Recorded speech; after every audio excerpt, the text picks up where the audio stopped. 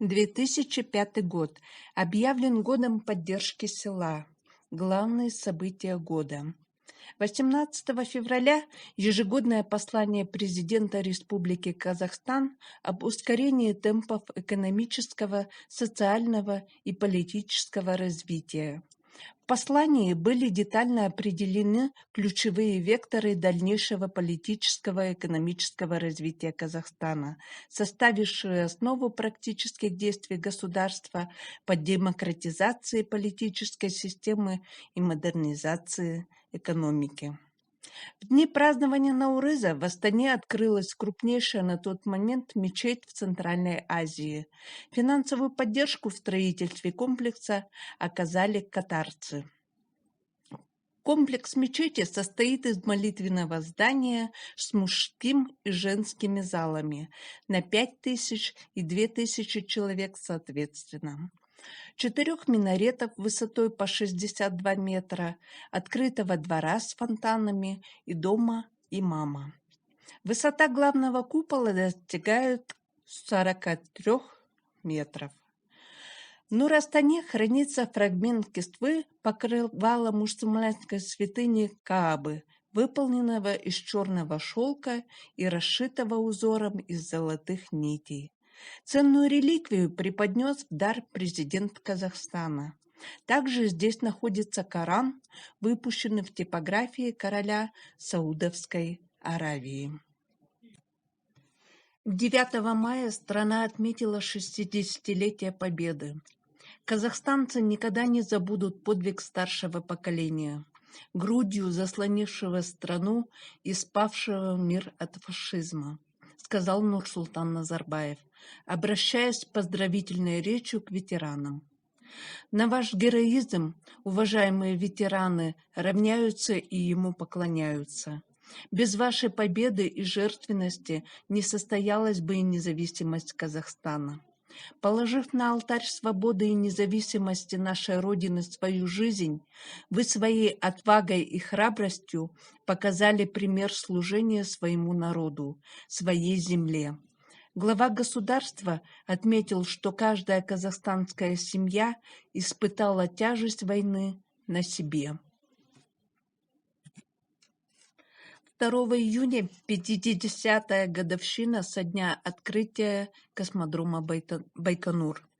Датой основания первого в мире космодрома считается 12 февраля 1955 года. В этот день ЦК КПСС и Совет министров СССР издают совместное постановление о создании научно-исследовательского испытательного полигона номер 5 Минобороны СССР, предназначенного для испытательной ракетной техники.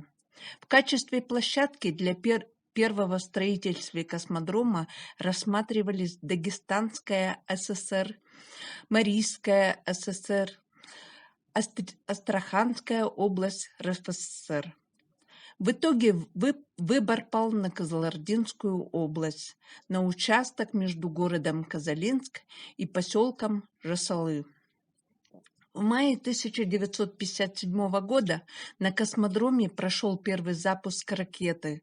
12 апреля 1961 года с космодрома стартует ракета-носитель «Восток» с кораблем «Восток-1», на борту которого Юрий Гагарин, первый человек в мировой истории, совершивший полет в космическое пространство. 5 июля глава государства принял участие в 10-м юбилейном заседании Совета глав государств ШОС, состоявшемся в городе Астане. Нам предстоит оценить нынешнее состояние и четко определить перспективы ее развития, сказал Нурсултан Назарбаев, открывая работу саммита.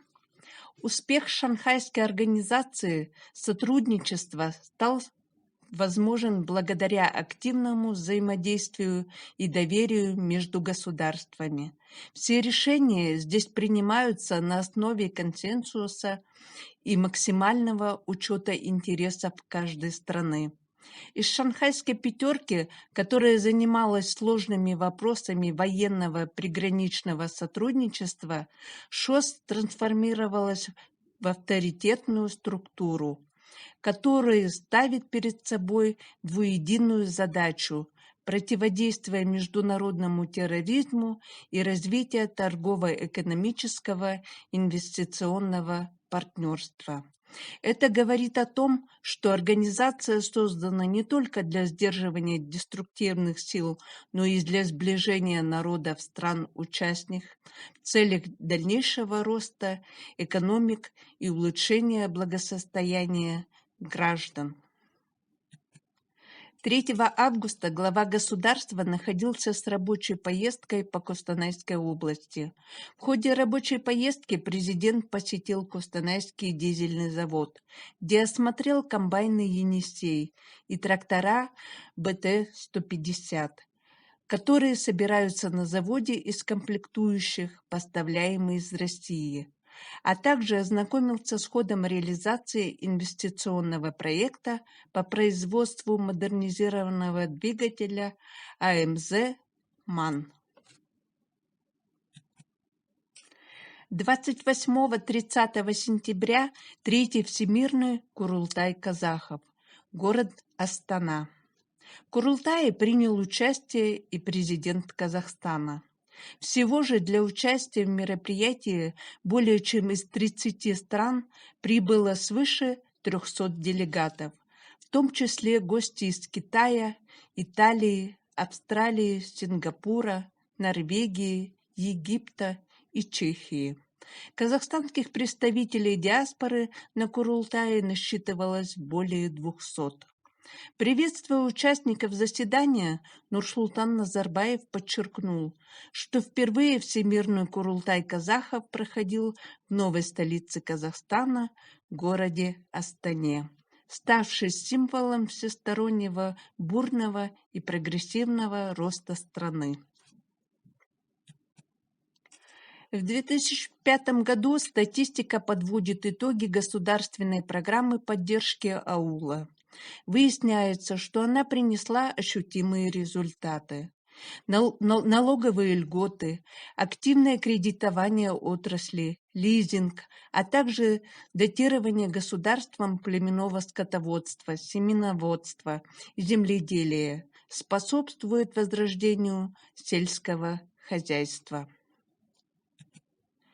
Символическим завершением года стали президентские выборы, по результатам которых Нурсултан Назарбаев одержал убедительную победу, получив 91,15% избирателей, принявших участие в голосовании. Это стало закономерным итогом, подтвердившим полную поддержку казахстанцами политического курса президента. В 2005 году народ Казахстана в очередной раз сделал выбор в пользу мира и стабильности, устойчивого экономического развития, роста своего благосостояния и, в конечном счете, уверенность в будущем. Мы обладаем неистекаемым духовным богатством, самая главная его ценность – любовь к родине, казахстанский патриотизм, а самое главное измерение – согласие, мир, стабильность.